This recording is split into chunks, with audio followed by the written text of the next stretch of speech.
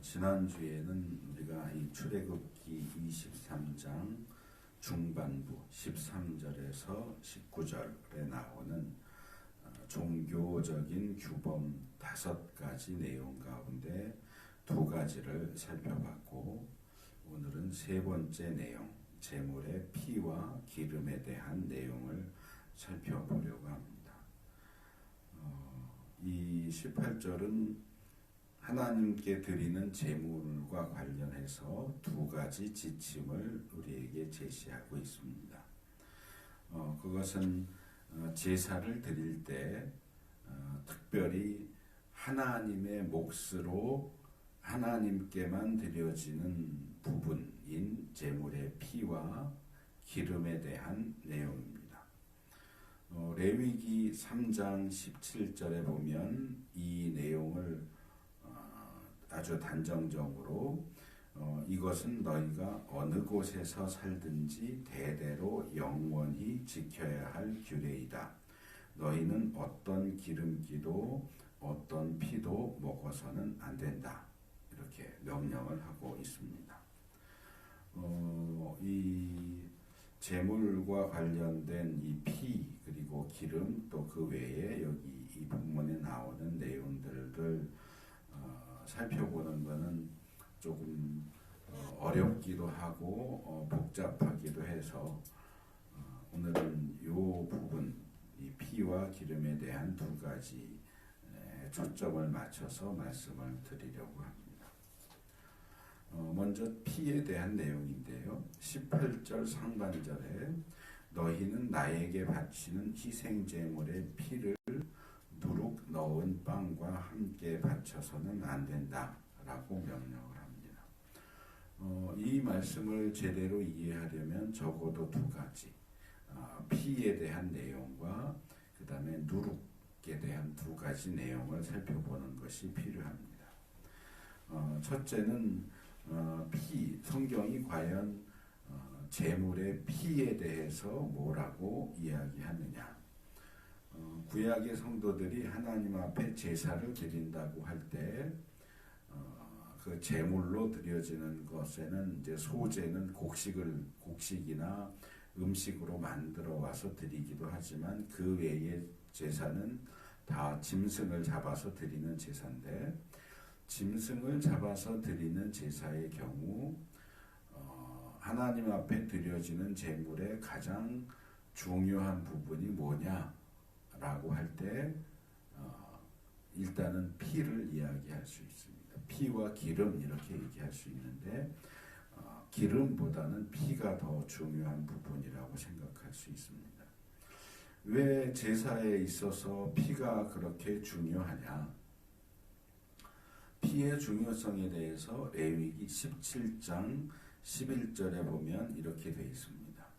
생물의 생명이 바로 그 피 속에 있기 때문이다. 피는 너희 자신의 죄를 속하는 제물로 삼아 제단에 바치라고 너희에게 준 것이다. 피가 바로 생명을 지니고 있기 때문에 죄를 속하는 것이다. 이렇게 설명을 하고 있습니다. 이 말씀은 기본적으로 피 속에 생명이 있다. 피 속에 생명이 있다. 조금 더 단순하게 말하면 피는 곧 생명이다. 그래서 성경에 생명을 죽인다라고 하는 것을 피를 흘린다 이렇게 표현을 하는 거죠. 창세기 9장에도 피를 흘리면, 누군가 다른 사람의 피를 흘리면 그 피를 흘리게 한 그 사람, 살인자도 자기의 피를 흘리게 된다. 그러니까 남을 죽인 사람은, 남의 생명을 빼앗은 사람은 자기의 생명도 뺏길 것이다. 그래서 피는 생명과 동등한 의미로 사용되고 있는 것을 볼 수 있습니다. 그래서 피 속에 생명이 있기 때문에 하나님께서 사람들이 제사를 통해서 피를, 곧 생명을 하나님께 바치도록, 우리가 범한 죄를 속하기 위한 용도와 목적으로 피, 곧 생명을 하나님 앞에 드릴 수 있도록 하기 위해서 우리에게 피를 주셨다. 그렇게 설명을 합니다. 그래서 피는 인간의 피를 제물로 드리는 경우는 없지만 이 기독교에서는, 유대교에서는, 이방 종교에서는 인신제사도 있었지만 유대교나 기독교에는 인신제사가 없죠. 그래서 짐승의 피를 얘기하는 건데, 이 피의 용도가 뭐냐? 피의 용도는 속죄를 위한 것이다. 그래서 아예 딱 정해버렸어요. 피는 다른 용도로는 절대로 쓰면 안 되고, 죄를 속하기 위해서 하나님 앞에 드리는 속죄 제물, 말하자면 속죄 제물로서 하나님 앞에 드리는 용도로만 사용할 수 있다. 그것 이외의 용도로는 사용할 수 없고, 그 속죄를 위해서 피를 하나님 앞에 드리는 그 일도 지금 모세를 통해서 이스라엘의 제사 제도가 이제 만들어지는 건데, 이 이전에는 제사장이라는 존재가 없었으니까 보통 가장이, 뭐 욥기를 봐도 그렇고 창세기를 봐도 그렇고, 이 가장이 제사를 집례했지만 이제 제사장이 세워진 이후에는 모든 제사는 제사장이 집례를 하도록 돼 있어요.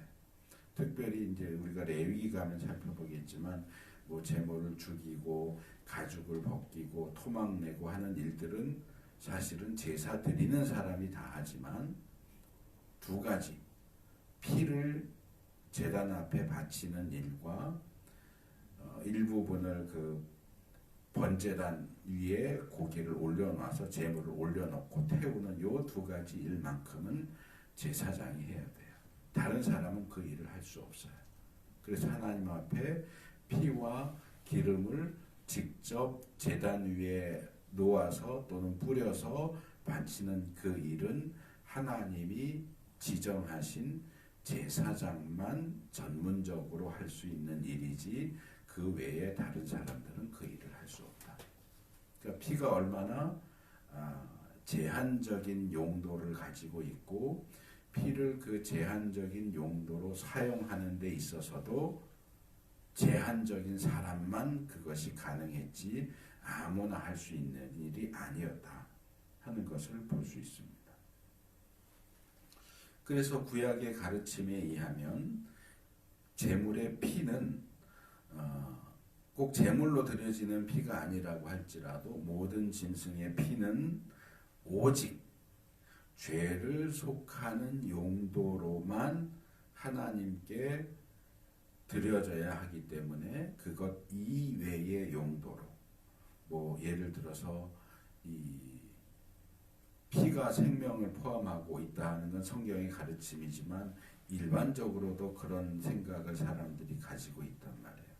그래서 뭐 잔인한 얘기지만 우리 한국 사람들 가운데서도 소수의 사람들이 뭐 예를 들어 노루피를 먹는다거나 사슴피를 먹는다거나 이런 행동들을 한다 하는 그 소문이 있는데, 그 생명이 들어있는, 말하자면 생명으로 가득한 그 피를 먹어서 나의 부족해진 생명을 채우겠다, 이런 식으로 피를 다른 용도로 사용하는 것은 금지됩니다.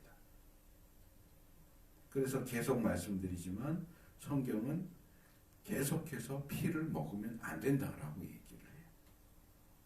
신명기 12장 23절에도 앞에 제가 레위기 구절을 2개 인용해 드렸지만, 신명기 12장 23절에 봐도 그러나 어떤 일이 있어도 피는 먹어서는 안 됩니다. 피는 생명이고 생명을 고기와 함께 먹어서는 안 되기 때문입니다.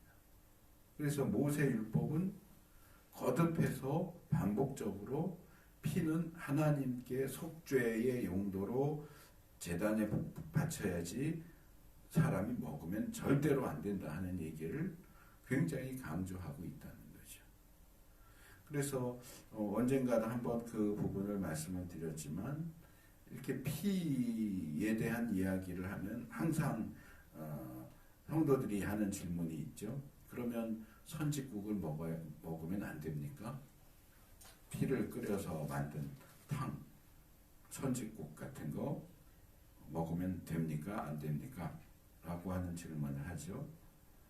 뭐 거기에 대해서 제가 지난번에 한번 간략하게 말씀을 드렸지만 오늘은 조금 더 복잡할 수 있지만 좀 더 성경 구절들에 근거해서 거기에 대한 답변을 드리려고 합니다. 우리가 피를 먹는 문제를 다루기 위해서는 반드시 살펴봐야 하는 구절들이 몇 개가 있는데 그 중에 제가 볼 때 가장 중요한 구절은 요한복음 6장에 나옵니다. 요한복음 6장 53절 이하에 나오는 내용인데 그 앞부분은 오병이어 사건이에요. 예수님이 오병이어로 많은 사람을 먹이시고 급하게 강 건너편으로 제자들을 보내시고 자기도 피하죠. 그랬더니 사람들이 예수님 어디 갔냐고 막 수소문해서 또 따라와요. 강 건너편까지 따라와요. 그 물고기하고 빵 얻어 먹으려고. 그랬더니 예수님 뭐라고 그래요? 너희가 왜 나를 찾느냐? 내가 좋아서 찾는 게 아니고 빵 얻어 먹으려고 날 찾아다니는 거 아니냐? 그렇게 육신의 양식을 먹기 위해서 열심을 내지 말고 참된 음료, 참된 양식을 먹기 위해서 힘써라 라고 말씀을 하시면서 이렇게 말씀하시죠. 좀 길지만 제가 요한복음 6장 53절에서 56절을 읽어드리면 제가 앞에서는 6장이라고 그러고 뒤에는 8장이라고 썼는데 6장이 맞을 거예요. 너희가 인자의 살을 먹지 아니하고 또 인자의 피를 마시지 아니하면 너희 속에는 생명이 없다. 내 살을 먹고 내 피를 마시는 사람은 영원한 생명을 가지고 있고 마지막 날에 내가 그를 살릴 것이다. 내 살은 참 양식이요 내 피는 참 음료이다. 내 살을 먹고 내 피를 마시는 사람은 내 안에 있고 나도 그 사람 안에 있다. 라고 아주 충격적인 말씀을 하십니다. 이 말씀이 얼마나 충격적인 말씀이었는지 그 자리에 있던 예수님의 제자들까지도, 그러니까 12제자는 아니고 12제자 그 밑으로 있었던 제자들인 것 같아요. 보면 이 본문을 보면 제자들이라고 되어 있어요. 제자들이 예수님의 이 말씀을 듣고 마음에 걸렸다 그랬지. 꺼리껴졌다 그 말이죠. 왜 자기 살을 먹으라고 그러고 피를 마시라고 그러지? 그 말씀이 꺼리껴져서 이 말씀이 너무 어렵다. 너무 어려운 말씀을 하신다. 그래서 예수님을 떠나가 버렸어요. 예수님을 떠나가고 다시는 예수님을 따르지 않았다라고 기록을 합니다. 요한복음 6장 60절, 61절에 제자들의 반응이 나오고 66절에 그 결과로 사람들이 더 이상 예수님을 따라다니지 않았다. 그런 기록이 나와요. 그래서 예수님이 보실 때도 사람들이 예수님의 이 말씀을 듣고 굉장히 너무 많이 동요가 되고 이 사람은 정상이 아닌 것 같아. 이 사람 따라다니는 게 맞나? 해서 예수님을 다 버리고 떠나가는 상황이 됐고 심지어는 12제 핵심 멤버라고 할 수 있는 12제자마저도 뭔가 이렇게 흔들리고 고민하고 갈등하는 모습이 보였기 때문에 예수님이 먼저 물어보시죠. 너희도 가려고 하느냐? 너희도 가려고 하느냐? 그럴 때 베드로가 영생의 말씀이 주님께 있는데 우리가 누구한테 가겠습니까? 우리는 주님을 따르겠습니다. 라고 대답을 하죠. 많이 알려져 있는 내용인데 그 앞에 나오는 이 예수님의 살을 먹고 피를 마셔야 한다는 얘기는 별로 관심의 대상이 되지 않고 너희도 가려느냐? 영생의 말씀이 주님께 있사오니 이 내용만 이제 많이 알려져 있는데 이 본문을 잘 보면 예수님의 이 말씀이 그 당시 유대인들에게, 그 말씀을 듣는 유대인들에게 또는 그 이야기를 전해 들은 유대인들에게 얼마나 충격적인 말씀이었나 하는 것을 상상할 수 있습니다. 그런데 저는 이 부분을 조금 더 깊게 살펴보고 생각해 보면서 근데 과연 오늘날 우리 그리스도인들이 그 당시에 유대인들이 예수님의 말씀을 듣고 받았을 그 충격을 제대로 이해할 수 있을까 하는 생각을 해요. 우리는 이미 예수님이 하시는 말씀은 다 아멘으로 받아들이기로 했기 때문에 어떤 충격적인 말을 해도 거의 충격을 받지 않아요. 그냥 예수님이 말씀하시는 내용이니까 맞겠지 이렇게 생각하지, 우리가 성경을 복음서를 읽으면서 어떻게 예수님이 이런 말씀을 하실 수가 있어? 이거 예수님 미친 거 아니야? 이런 반응을 보이는 그리스도인은 없어요. 그런데 당시의 유대인들은 사실 그런 반응을 보였다는 거죠. 예수님이 얘기하시는데 그 얘기를 듣고 너무 충격적인 내용이어서 저 사람 미친 거 아니야? 저 사람 따라다니는 것도 미친 짓인 것 같아. 더 이상 저 사람하고는 상종을 하지 말자. 그 대다수의 예수님께 떡과 물고기를 얻어먹었던 사람들 가운데 대다수의 사람들이 그렇게 예수님을 떠나간다는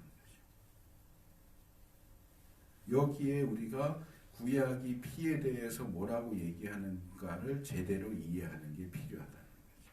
자, 유대인들은 수천 년 동안 피는 오직 속죄를 위한 용도로만 하나님께 드려야 하고, 피를 그것 이외의 용도로 사용하는 것은 절대로 금지된다. 짐승의 피라고 할지라도 피를 먹는 건 절대로 안 된다라고 배워왔어요. 그렇게 가르쳤고 그렇게 배워왔고 그렇게 알고 있어요. 그런데 지금 예수님은 그 수천 년의 유대교의 전통을 완전히 무시하면서 피를 먹으라고 해요. 그것도 짐승 피도 아니고 인간인 자기 피를 마셔야 된대. 자기의 살을 먹고 자기의 피를 마셔야 생명을 얻을 수 있대요. 무슨 식인종도 아닌데 왜 인간의 살을 먹고 인간의 피를 먹으라고 합니까? 먹으면 좋고 안 먹어도 말고가 아니고 먹어야만 생명을 얻을 수 있고 그것을 먹지 않으면 생명을 얻을 수 없대요. 자기 살과 피를 먹어야만 영생을 얻을 수 있다고 그렇게 얘기하니까 유대인들의 입장에서 피에 대한 기본적인 그 생각이 있는 그런 생각, 속죄의 용도로만 사용해야 되고 절대로 먹으면 안 된다라는 생각을 가지고 있는 유대인의 입장에서 예수님은 제정신이 아닌 거지, 미친 거지. 그러니까 태도를 싹 바꿔서 예수님 버리고 다 떠나간 거예요. 그런데 우리는 이런 예수님의 말씀을 읽거나 들어도 아무도 이상하게 생각하지 않아요. 그냥 당연히 그 말씀 옳은 말씀이지 라고 생각하지, 이 말씀이 얼마나 문제 있는 발언이고 특별히 유대인들에게는 얼마나 충격적인 발언인지를 잘 파악하지 못해요. 그래서 이 문제를 우리가 성경 전체의 시각에서 바라보는 것이 필요합니다. 그래서 이 피를 먹는 문제와 관련해서 또 하나 꼭 봐야 하는 신약의 책이 있는데 그게 바로 히브리서입니다.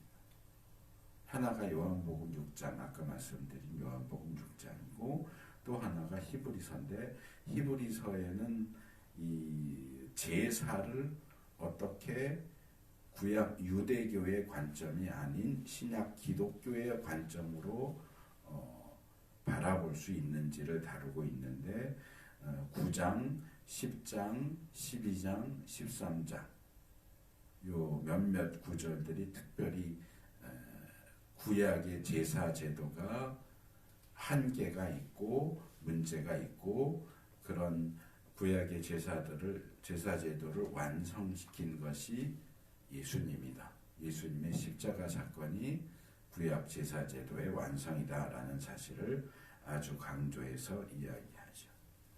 히브리서 기자가 왜 구약 제사에 대해서 이렇게 여러 차례 다루느냐, 이야기를 하고 있느냐. 왜냐하면 이 히브리서는 애초에 쓰여진 목적이, 히브리서는 누가 썼는지 잘 모르죠. 뭐 바울이 썼다고 하는 사람도 있지만 바울이 쓴 것 같지 않다라고 하는 것이 이 신학자들 사이에서는 거의 정론입니다. 그러니까 누가 썼는지는 뭐 이런 사람 저런 사람, 저는 아볼로, 사도행전에 나오는 아볼로가 아마 가장 중요한 후보자가 아닐까라고 생각하지만 그것도 확실하지 않고 누군지 몰라요. 근데 이 히브리서는 흩어져 있는 히브리인들에게 쓴다 뭐 이렇게 나와 있긴 하지만 히브리서의 주된 독자는 타겟은 누구냐? 유대인 출신 그리스도인이에요. 이 히브리인이죠. 이방인 출신 그리스도인이 아니고 유대인 출신 그리스도인들에게 이 편지를 썼는데 유대인 출신 그리스도인 모두를 대상으로 삼는 게 아니고 특별히 대상이 제한되어 있어요. 물론 히브리서에는 그 제한적인 부분을 다루고 있지는 않지만 히브리서의 전반적인 내용을 살펴보면 그것을 알 수 있는데 그게 뭐냐? 과거에 유대교를 믿다가 어떤 계기에 의해서 기독교로 개종을 한 유대인들, 그러니까 유대인 출신 그리스도인들이 이제 교회에 들어와서 생활을 하는데 이 사람들이 교회 안에 들어와서 신앙생활을 하다 보니까 적응이 안 되는 부분이 있어요. 여러 가지가 있지만 그 중에 가장 큰 부분이 제사 부분이에요.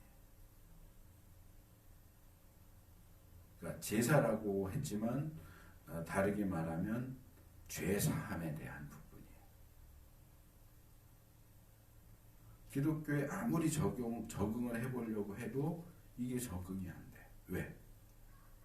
자, 유대교에서는 죄사함, 죄 용서를 어떻게 받느냐 하면 내가 죄를 지으면 속죄제를 드리든지 속건제를 드리든지 또는 1년에 한 번 대속죄일에 짐승을 잡아서 피를 뿌리고 또 그 중에 일부를 불사르고 제단에 불사르고 나머지는 이 영문 밖에 진영 밖에 쓰레기장에 가서 다 태워버리고 이렇게 실제로 눈으로 볼 수 있고 냄새를 맡을 수 있고 손으로 만질 수 있는 방식으로 죄가 처리가 되고 그래서 이 속죄제나 속건제의 과정이 다 끝나면 이제 제사장이 당신의 죄는 다 용서받았습니다 하고 선언을 해주고 말하자면 아주 확실하고 깔끔하게 죄사함 받은 걸 알 수 있는데 기독교는 그런 게 없어요. 죄를 지어도 제사도 드리지 않고 뭐만 하면 돼요? 그냥 회개만 하래요. 뭐 카톨릭은 좀 우리랑 다르지만 기독교가 뭐 누가 죄 졌다고 와서 교회 와서 회개 기도하면 뭐 사도들이 이렇게 기다리고 있다가 와서 당신 회개 기도했으니까 죄사함 받았습니다 이러고 서른해 줍니까? 아니요. 다 개인이 알아서 해요. 죄 지으면 개인적으로 와서 회개 기도 드리고 그냥 자기 혼자 나 이제 회개 기도했으니까 죄 용서 받았겠지 그러고 돌아가지 유대교처럼 확실하게 보고 만지고 하는 방식으로 죄사함이 확실하게 내가 정말 죄사함 받았구나 라고 확신을 가질 수 있는 그런 방식의 의식이 없다는 거예요.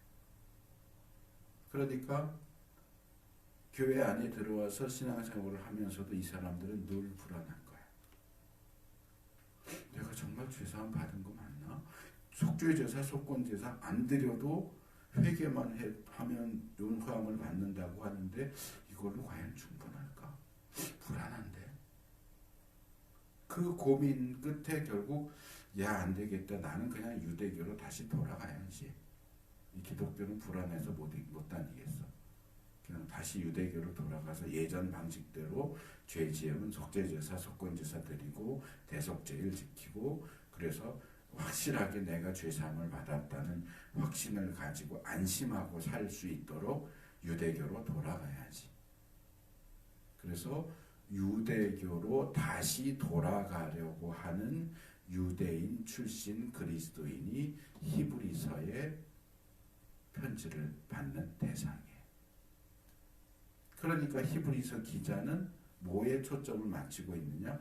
너희들이 더 확실하고 더 좋다고 생각하는 구약의 제사는 그건 충분한 방식이 아니고 완전한 죄사함을 위한 완전한 방식이 아니고, 오히려 예수 그리스도를 믿고 죄 지었을 때 그분의 보혈의 공로로 회개하고 하는 그것이 너희들이 볼 때는 너무 간단하고 어떤 확신도 갖기 힘들고 그래 보이지만, 그게 더 제대로 되고 확실한 죄사함의 방법이야. 그러니까 그 문제 가지고 흔들리지 마라. 그 얘기를 하려고 히브리서를 쓴 거란 말이에요. 그러다 보니까 히브리서 전반이 구약에 드려지는 제사, 제도, 제사장 제도 이런 것들이 불완전하고 예수님이 그것을 완성시키셨다 하는 부분에 초점을 맞춰서 얘기를 하는 거거든요.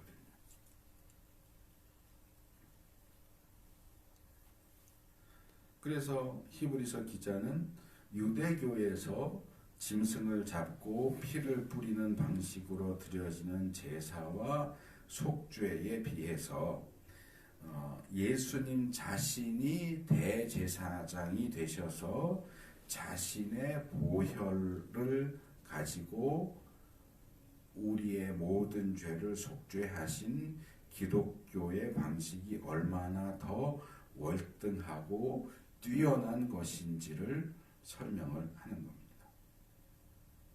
그 과정에서 구약의 제사 방식이 가지는 한계, 제사도 제한적이기 때문에 죄를 지을 때마다 계속 반복해서 드려야 되고, 그 제사를 집례하는 제사장도 심지어는 대제사장도 인간에 불과하기 때문에 자기를 위해서도 제사를 드려야 되고 속죄제사를 드려야 되고 또 자꾸 바뀌어야 되고, 하지만 예수님은 완벽한 제사장이고 완벽한 제물이고, 그래서 예수님이 한 번 십자가에 피를 흘리신 이후로는 우리의 죄를 위해서 또 다시 피를 흘리실 필요가 없다.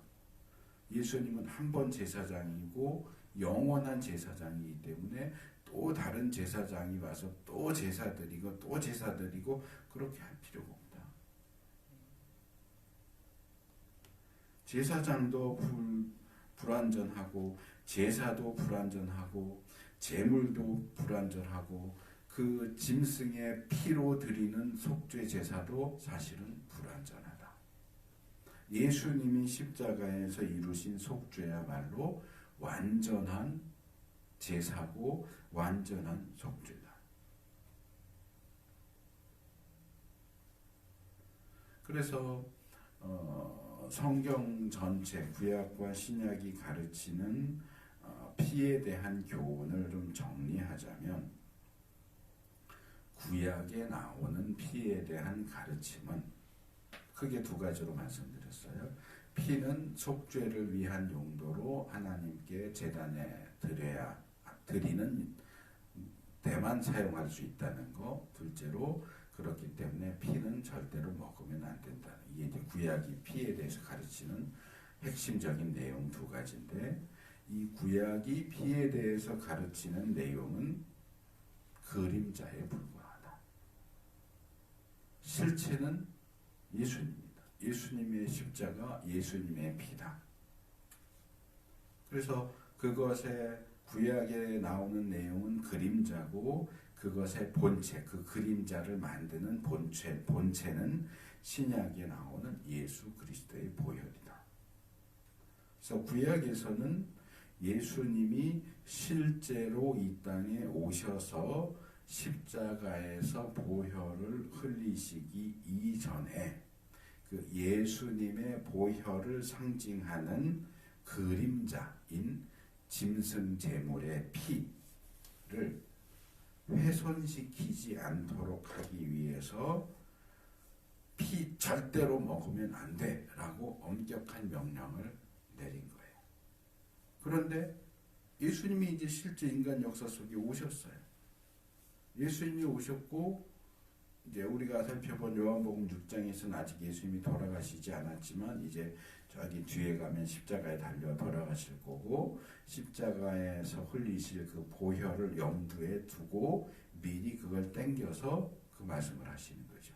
내 살을 먹고 내 피를 마셔야 영생한다. 그래서 예수님 자신이 이제는 구약에서는 짐승의 피를 절대로 먹으면 안 된다라고 가르쳤지만 내 피는 반드시 마셔야 돼.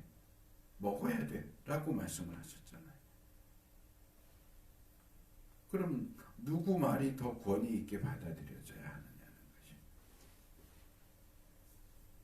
우리가 어렸을 때 뭐 저희 땐 국민학교라고 했는데 뭐 한 3, 4학년쯤 되면 이제 그날 공부 다 끝나면 이렇게 순서 정해가지고 청소시키잖아요. 교실 청소 이렇게 시키고 그러면 뭐 반장이든지 누구 대표로 보내서 청소 끝나면 선생님한테 청소 끝났어요. 그러면 가서 선생님 이제 가라. 그러면 그 중간에 왔다 갔다 하는 애가 와서 선생님이 가래. 그러면 이제 가고 그랬죠.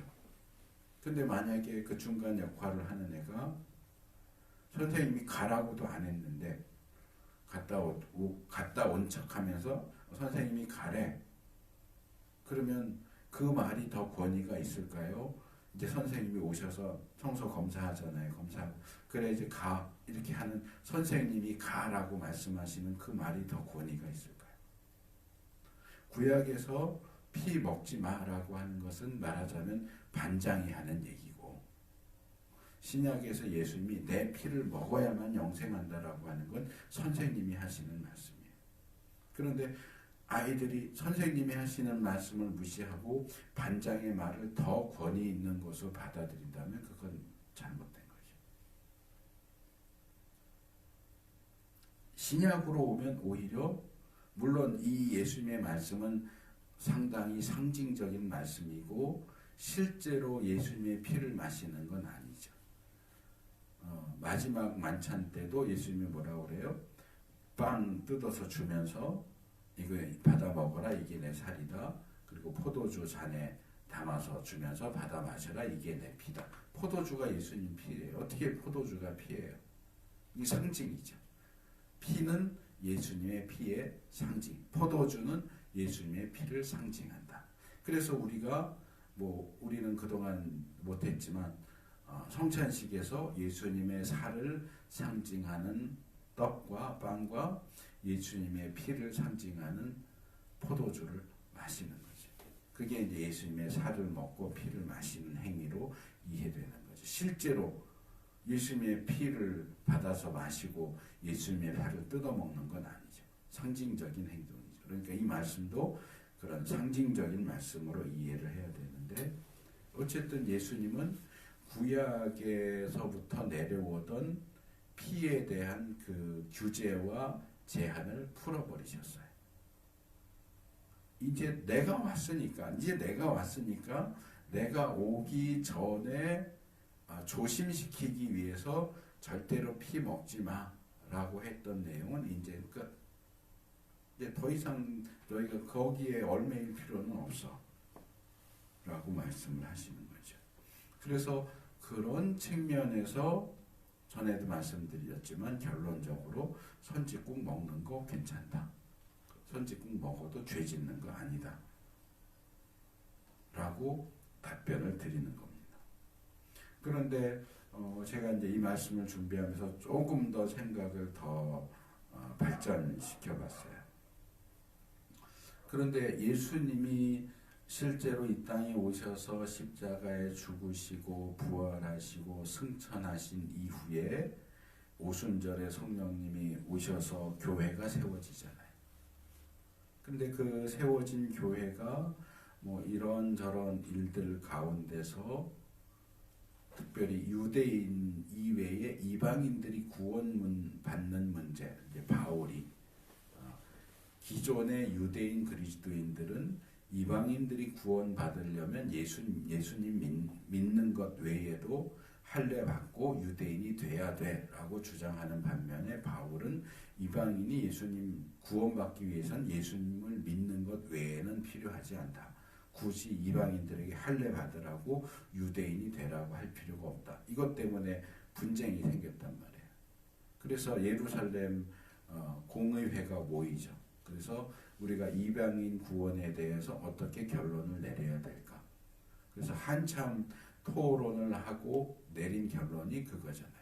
이방인들이 구원받는 데 있어서는 예수님 믿는 것 외에 그 이상을 요구할 필요가 없다. 할례를 받으라든가 율법을 지키라든가 이런 거 추가적으로 요구할 필요가 없다.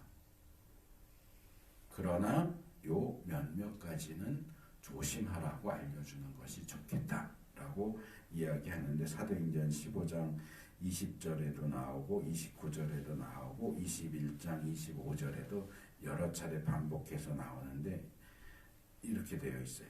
우상의 더러운 것. 우상의 더러운 것은 우상 숭배를 포함해서 이 제사 음식을 먹는 걸 가리킨다고 볼 수 있어요. 우상의 더러운 것, 음행과 목매어 죽인 것과 피를 멀리하라고 가르치는 것은 필요하겠다. 그러니까 우상잼을 먹는 것, 음행을 행하는 것, 목매어 죽인 것을 조심하라는 얘기는 어떤 시체와의 접촉을 얘기하는 걸 수도 있지만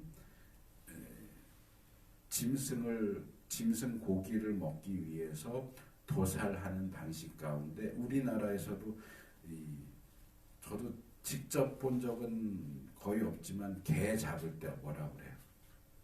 때려야 육질이 좋아진다고 해서 때려 죽이고 또는 목매달아 죽이고 하잖아요. 그렇게 목매달아서 죽인 것의 고기 먹는 거 그리고 피 먹는 거 네 개의 문제 중에 세 개가 다 먹는 문제예요. 우상잼을 먹는 거, 목매어 죽은 짐승 고기 먹는 것, 피 먹는 것 이거는 하지 않는 게 좋겠다. 그래서 이건 예수님이 돌아가신 이후에 교회가 결정한 거잖아요. 그래서 우리가 이 부분을 무시할 필요는 없다. 그러니까 이전부터 유대교 전통에서 그런 것들을 배제시켜 왔고 교회 안에서 유대인 출신 그리스도인과 이방인 출신 그리스도인이 함께 생활을 할 텐데 이런 부분에서 유대인들은 그리스도인이 되었어도 여전히 과거 유대교의 그 어떤 관습이나 이런 것들 때문에 피 먹는 거 그런 목매어 죽은 것 또는 우상제물 그런 거 안 먹는데 같은 교회 안에서 이방인 출신 그리스도인들이 그런 걸 버젓이 이렇게 차려놓고 먹는다. 그러면 화합이 안 되잖아요. 이방인 출신 그리스도인과 유대인 출신 그리스도인들이 화합될 수가 없으니까 서로의 어떤 질서와 화목과 그런 것들을 위해서 이런 부분들은 좀 공통적으로 조심하자. 제가 예전에 마포에 있는 교회에서 사역할 때 한 번 그런 일이 있었어요. 교회 남전도회에서 야유회를 하는데 개고기를 준비해 간 거예요. 아이스박스를 그 교회에 거기다 놔뒀는데 누가 잘못해서 아이스박스를 열었는데 개 머리가 거기 들어있어. 가서 먹으려고 다 준비를 해갖고 왔는데 그걸 보고 어느 여집사님이 막 펄쩍펄쩍 뛰면서 애들도 있는데 그걸 애들 보는 데서 개고기를 그렇게 해갖고 보게 만드냐고. 그래서 사실은 피 선지국 먹어도 되느냐 이런 얘기도 나오지만 많은 이 목매어 죽인 것과 관련해서 개고기 먹어도 되느냐 이것도 질문들을 많이 하시는 그런 내용 가운데 하나예요. 그래서 이 말씀들의 근거에서 보면 뭐 다른 거는 따로 하더라도 이 피 먹는 것은 예수님이 오신 이후의 교회에서도 가급적이면 하지 말아라 라고 권면하는 것을 볼 때 우리도 뭐 선짓국 먹는 거 먹어도 죄는 아니에요. 선짓국 먹는다고 지옥 가지는 않아요. 하지만 우리의 식생활에 있어서 선짓국은 반드시 먹어야 한다 이런 건 아니잖아요. 마치 우리 주식이 쌀인데 절대로 밥은 먹으면 안 돼. 이렇게 얘기하면은 곤란해지겠지만, 그렇죠? 곤란해지겠지만 피를 먹는 것, 선짓국 먹는 것은 필수 사항은 아니에요.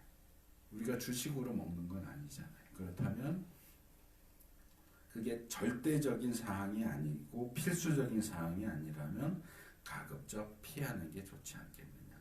먹어도 죄는 아닌데 성경에서 이런 이야기들을 하고 있으니까 웬만하면 먹지 않는 게 좋겠다. 죄이기 때문에 먹지 말라고 하는 게 아니고 죄가 아닌 것은 맞지만 그래도 조금 성경에서 금기시하는 그런 부분들이니까 굳이 그걸 내가 찾아서 일부러라도 난 그걸 먹어야 되겠다.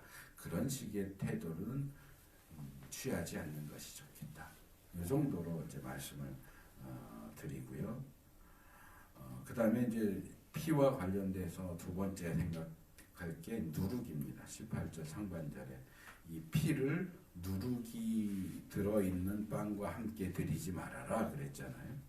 자, 누룩. 성경이 누룩 자체를 나쁜 것으로 정죄하지는 않아요. 하지만 누룩의 어떤 특징이 뭐냐? 좋게 말해서 발효시키는 특징. 좋게 말해서 발효지 나쁘게 말하면 썩게 만드는 거잖아요. 그래서 누룩이 있으면 예를 들어서 밀가루 반죽에 누룩을 섞어 넣으면 걔가 그냥 있는 게 아니고 멀쩡한 밀가루 반죽을 다 발효시킨단 말이에요. 이게 퍼져나가죠. 곰팡이 퍼져나가듯이. 뭐 겨울에 귤 한 상자 사면 그 가운데 상한 귤이 하나만 있으면 그냥 놔두면 그 귤 상자 전체가 다 상하는 것처럼 이렇게 썩도록 만드는 그런 특징을 가지고 있기 때문에 대부분 성경에서는 이 누룩을 이 죄가 이 주변 것들을 부패시키는 썩게 만드는 그런 영향력을 상징하는 것으로 누룩을 사용합니다. 그래서 기본적으로 누룩은 하나님께 예물로 드려지지 않도록 금지합니다. 그래서 하나님께 드려지는 제물에 함께 드리지 마라. 특별히 소제의 누룩은 절대로 같이 드리면 안 된다. 레위기 2장 11절. 너희가 나 주에게 바치는 곡식 제물은 어떤 것이든지 누룩을 넣지 않은 것이어야 한다. 나 주에게 살라 바치는 제사에서 어떤 누룩이나 꿀을 불살라서는 안 되기 때문이다. 그리고 하나님 나라 백성의 생활 속에서도 이 누룩을 금지하죠. 누가복음 12장 1절. 예수께서 먼저 자기 제자들에게 말씀하셨다. 너희는 바리새파 사람의 누룩 곧 위선을 경계해라. 그래서 기본적으로는 누룩이 금기시되는 것이 성경의 기본적인 입장인데 그렇다고 해서 성경이 누룩 자체를 악한 것으로 보느냐? 그렇진 않아요. 누룩의 특성 가운데 죄의 특성과 비슷한 부분이 있어서 많은 경우 그렇게 비교해서 말하기는 하지만 그러니까 누룩은 무조건 악해라고 절대적으로 규정 지으면 문제가 생겨요. 피의 경우랑 똑같은 문제가 생기죠. 그럼 발효해서 만드는 음식, 김치, 발효해서 만들잖아요. 김치 먹으면 안 되죠. 누룩 금지됐으니까. 뭐 술도 대부분 발효시켜서 만들잖아요. 술 마시면 안 돼요. 청국장 이런 것도 안 돼요. 된장, 간장 이것도 다 안 돼요. 다 발효시켜서 만드는 거니까.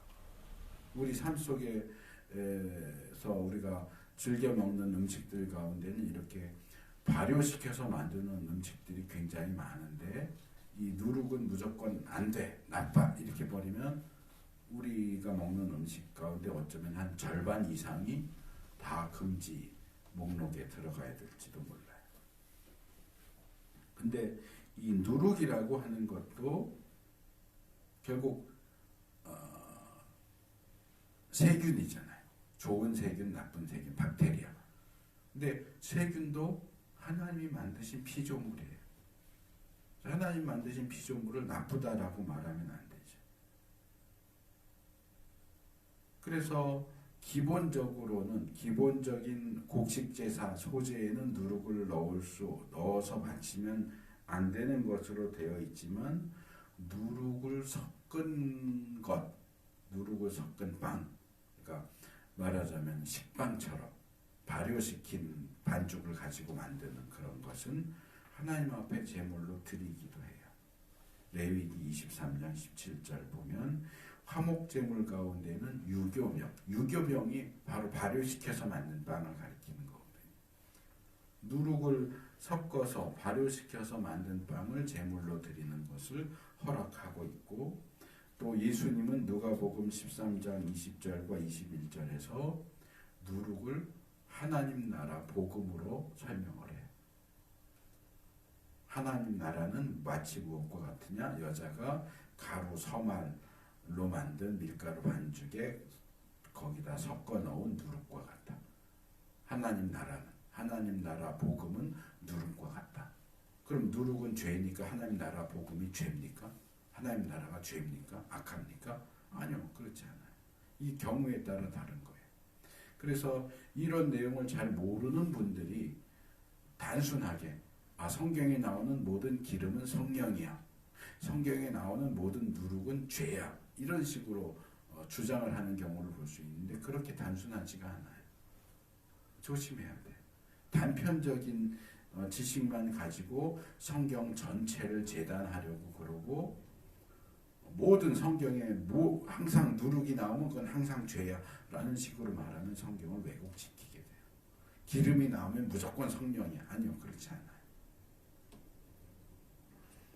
그래서 이런 부분 성경을 읽고 해석하는 데서도 우리가 조심할 필요가 있습니다. 좀 피 얘기하느라고 길어졌는데 정리를 하면 여기 너희는 나에게 바치는 희생제물의 피를 누룩 넣은 빵과 함께 바쳐서는 안 된다 라고 하는 명령은 희생제물의 피는 오직 속죄를 위한 용도로 하나님께만 드려야 하고 그것을 죄를 상징하는 누룩을 넣은 빵과 함께 바친다면 속죄라는 결과를 얻을 수 없다. 그러니까 마치 뭐하고 비슷하냐 하면 내가 죄를 지었어요. 죄를 지어서 체포되거나 또는 재판을 받는데 내 죄를 용서해달라고 뇌물을 바치는 거하고 똑같아요. 현실 사회에서는 그런 뇌물이 통할 수 있을지 모르겠지만 하나님한테는 통하지 않아요. 하나님 내 죄 좀 봐주세요. 내가 죄 지은 거 좀 봐주세요 하고 뇌물을 바치면 죄가 더해지지 뇌물 바치는 걸 통해서 죄가 받을 수 없다는 거죠. 그러니까 죄 사함을 받기 위해서 속죄 제물로 피를 하나님께 바치면서 그 피에다가 죄를 섞여서 같이 드리면 생명을 바치는 게 아니고 그 생명을 오염시켜서 피를 오염시켜서 죄악된 걸로 만들어서 바치는 건데 죄악된 걸 하나님 앞에 드려서 죄 사함을 받을 수 있겠느냐. 자, 기름에 대한 건 좀 빠르게 말씀을 드려야 될 것 같네요. 자, 18절 하반절은 절기 때에 나에게 바친 기름을 다음날 아침까지 남겨두어서도 안 된다 라고 명령하죠. 여기도 두 가지 내용을 살펴봐야 되는데 기름에 대한 내용과 이것을 남겨둔다. 다음 날까지 남겨둔다 하는 것과 관련된 내용인데, 자, 성경에 기름이라고 나오는 것은 두 가지 종류입니다. 하나는 올리브유처럼 식물성 기름, 참기름, 들깨기름 이런 것처럼 식물성 기름이고, 또 하나는 짐승의 기름이에요. 짐승의 기름, 우리는 짐승에 대해서는 기름이라는 표현을 잘 안 쓰기 때문에 이제 이 제사와 관련된 부분을 읽을 때 혼동될 수 있는데, 그 짐승의 기름은 지방 부분이에요. 지방, 기름기 부분. 그래서 본문이 얘기하는 것은 액체로 된 기름이 아니고 지방 덩어리, 기름기 부분을 얘기하는 겁니다. 그래서 이 기름이라고 번역한 히브리 단어가 헤레브라고 하는 단어인데, 기본적으로 살찌다 그런 뜻이고, 지방, 골수, 가장 살찐, 기름진, 가장 상등분, 뭐 말하자면 요즘으로 말하면 A++ 뭐 이렇게 얘기할 수 있겠죠. 고기의 질을 얘기할 때 뭐 그렇게 표현을 하잖아요. 최상의 것. 그래서 하나님 앞에 기름, 제물의 기름기 부분을 바친다고 하는 것은 제물의 가장 좋은 부분을 바친다는 거예요.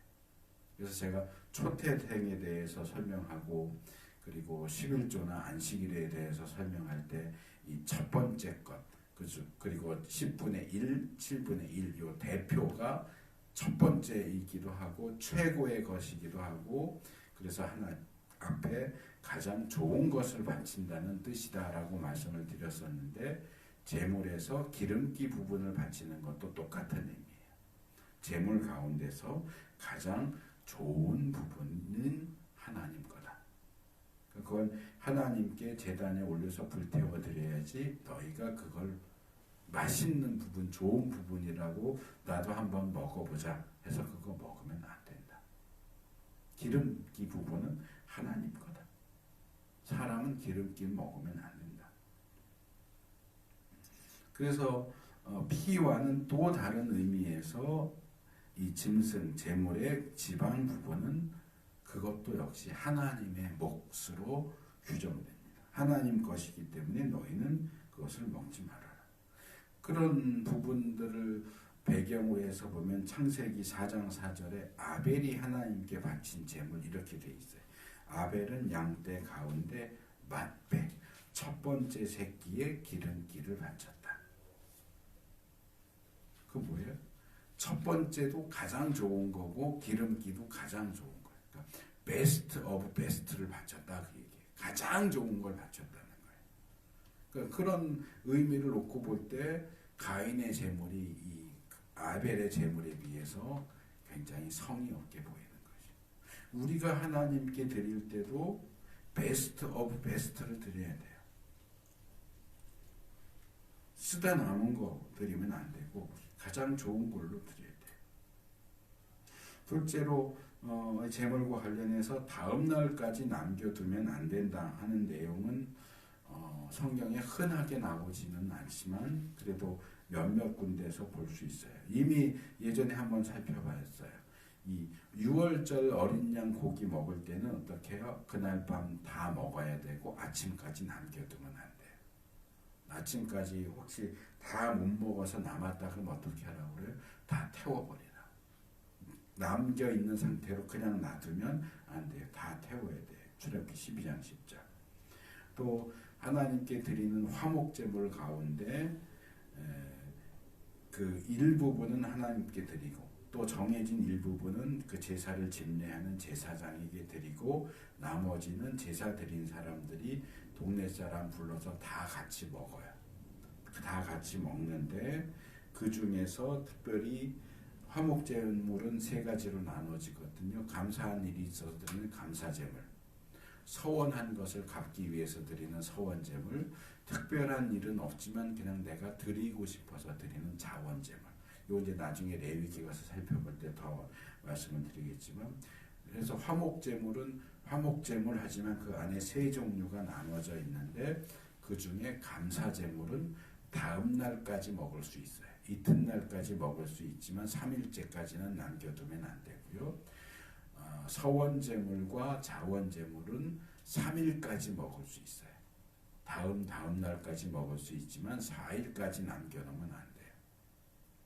그래서 고기를 먹을 수 있는 이 기간이 정해져 있어요. 그날 다 먹어야 되는 경우, 다음 날까지 다 먹을 수 있는 경우, 그 다음 날까지 먹을 수 있는 경우. 그런데 그런 제한을 어기고 재물을 만약에 남겼다, 또는 제한 기간이 넘었는데 그 고기를 먹었다, 아깝다고 먹었다, 그러면 어떻게 되느냐? 이전에 드린 모든 제사는 무효가 돼요. 무효가 되고 그 하나님의 명령을 어기고 고기를 먹은 사람은 하나님 앞에 벌을 받게 돼 있어요. 레위기 7장 15절에서 18절 30절에 보면 그렇게 얘기해요. 하나님께서 그런 사람을, 그런 고기도, 그 고기를 먹은 사람도 역겹게 생각해서 벌을 내릴 것이다. 이전에 드린 제사는 다시 무효. 우리는 뭐 여러 가지 학자들이 설명을 하려고 그래요. 뭐 기온도 높고 습도도 높고 하기 때문에 그것을 며칠 놔두면 고기가 상하기 때문에 위생적인 이유로 먹지 말라고 한 거다. 뭐 그런 여러 가지 설명을 하지만 같은 짐승 고기인데 어떤 거는 하루, 어떤 건 이틀, 어떤 건 사흘 이렇게 구분하는 이유가 분명하지가 않기 때문에 위생적인 이유는 올바른 설명이라고 볼 수는 없어요. 제가 보는 거는 모른다. 왜 하나님이 어떤 건 그날, 어떤 건 이틀, 어떤 건 사흘 이렇게 정해서 말씀하시는지 알 수는 없지만 본문이 그 이유를 설명하지 않아요. 왜 어떤 건 이틀째 먹어도 되고 어떤 건 사흘째 먹어도 되고 어떤 건 그날 꼭 먹어야 되는지 이유를 설명하지 않으니까 우리로서는 알 수가 없어요. 중요한 것은 피에 대한 내용도, 누룩에 대한 내용도, 기름에 대한 내용도, 이 고기를 먹을 수 있는 기한에 대한 내용도, 어떤 것들은 우리가 성경을 찾아보면서 이건 이래서 이러셨구나라고 이해되는 부분이 있는가 하면 어떤 거는 이해가 되지 않는 부분도 있어요. 그러면 우리는 우리가 이해할 수 있는 부분만 순종하고 이해할 수 없는 부분은 순종하지 않아도 될까요? 아니요, 그렇지 않아요. 성경은 하나님의 명령을 우리 인간이 이해할 수 있느냐, 이해할 수 없느냐와 상관없이 하나님이 명령하시면 지켜야 한다라고 얘기합니다. 그래서 특별히 이 구약에 있어서는 인간들이 그 하나님의 명령을 이해할 수 있느냐 없느냐를 떠나서 하나님께서 제사와 관련해서 정해주신 그 규칙과 형식, 요건 첫째 날까지, 요건 이튿날까지, 요건 사흘날까지 하면 정해주셨으면 그 정해진 규칙과 형식을 그대로 지키는 것이 굉장히 중요한 원칙으로 요구되고 있다는 겁니다.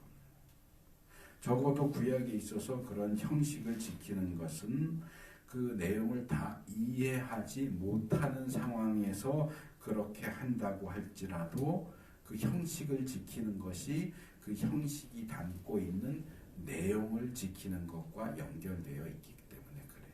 구약의 성도들이 왜 피를 먹으면 안 되는지 이해하지 못했다고 할지라도 피를 먹지 않는 것을 통해서 그리스도의 보혈이 가지는 그 중요하고 고귀하고 순결성을 지켜왔던 것처럼, 이유를 모르니까 난 그냥 피 먹을래 그러면 그 피를 먹는 행동은 예수 그리스도의 보혈을 훼손시키는, 망가뜨리는 행동이 되는 거예요. 그래서 형식과 내용이 밀접하게 관련되어 있기 때문에 그 내용을 알고 지키든 모르고 지키든 이 형식적인 부분을 지키는 것이 굉장히 중요하다는 거죠. 그리고 그것은 오늘날 우리들에게 있어서도 마찬가지입니다. 성경을 읽으면서 어떤 건 이해가 잘 되지만 어떤 건 이해가 안 되는 것도 있어요. 그런데 이해가 안 된다고 해서 무시해도 되느냐? 아니요. 이해가 안 가도 지켜야 돼요. 그래서 이런 말씀들이 오늘날 우리들이 하나님께 드리는 예배, 헌금, 예물, 회개, 용서, 감사, 헌신, 그리고 하나님과 사람 사이의 교제, 이런 전반적인 측면의 신앙생활의 기본이 되는 요소들을 하나님께서 요구하시는 방식에 따라 행해야만 한다. 내 마음대로 판단하고 내 생각대로 요건 해도 되고 요건 하면 안 돼도 하지 않아도 되고 요건 요렇게 바꿔도 될 것 같고 그런 식으로 하면 안 된다는 거예요. 우리 마음대로 하나님을 섬길 수 없습니다. 반드시 하나님께서 성경을 통해서 제시하시고 요구하시는 방식에 따라서 하나님께서 인정하시고 받아들이실 수 있는 방식으로 하나님을 섬겨야 돼요. 우리 시대가 자유와 자율을 강조하기 때문에 하나님을 섬기는 데 있어서도 우리가 알아서 할게요. 하나님 우리가 알아서 할게요. 이래 저래라 하지 마세요. 우리가 알아서 할게요. 그건 하나님을 제대로 섬기는 방식이 아니에요. 내가 내키는 대로 내 편한 대로 내 하고 싶은 대로 하나님을 섬기겠다.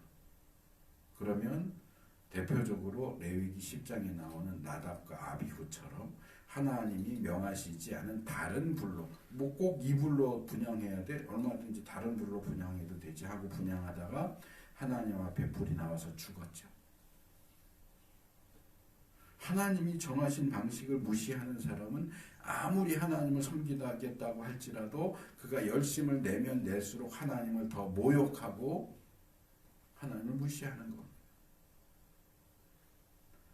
우리가 섬김을 받는 게 아니고 하나님이 섬김을 받는 분이에요. 섬김을 받으시는 하나님이 원하시는 대로 섬겨야죠.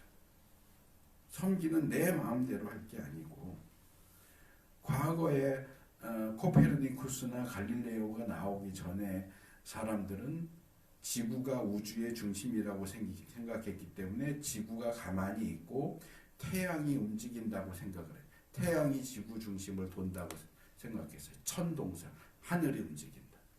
근데 코페르니쿠스나 갈릴레오가 나오면서 천동설이 잘못되고 지구가 움직인다. 그래 지동설을 주장을 했죠. 같은 방식으로 저는 이 표현을 이렇게 얘기합니다. 많은 사람들이 내가 중심이 되고 하나님이 나를 위해서 움직이신다라고 생각해요. 그건 말하자면 신동설이에요. 신이 나를 위해서 움직이는 거. 근데 신동설은 틀렸어요. 천동설처럼 잘못된 주장이에요. 지동설이 맞는 것처럼 인동설이 맞는 거예요. 우리가 하나님을 위해서 움직이는 거예요. 하나님이 우리를 섬기는 게 아니고 우리가 하나님을 섬기는 거예요. 그러면 기준이 우리가 기준이 아니고 하나님이 기준이 돼야죠. 피와 기름 이런 부분들은 사실은 쉬운 내용은 아니에요. 어떻게든 좀 알아듣기 쉽게 설명하려고 하다 보니까 길어졌는데 우리가 그 내용을 이해하려고 노력은 해야 되겠지만 이해가 안 되는 부분들이 분명히 있어요. 하지만 이해가 안 된다고 할지라도 하나님이 명령하셨다면 하나님이 명령하셨다는 그 이유만으로도 우리는 하나님이 명령하신 대로 하나님을 섬기는 것이 필요합니다. 그래서 우리가 정말 하나님을 섬기는 사람들로서 섬김 받으시는 하나님의 요구와 기준을 존중해서 하나님이 기쁘게 받으시고 인정하실 만한 그런 섬김을 행하는 우리들이 될 수 있기를 축복합니다.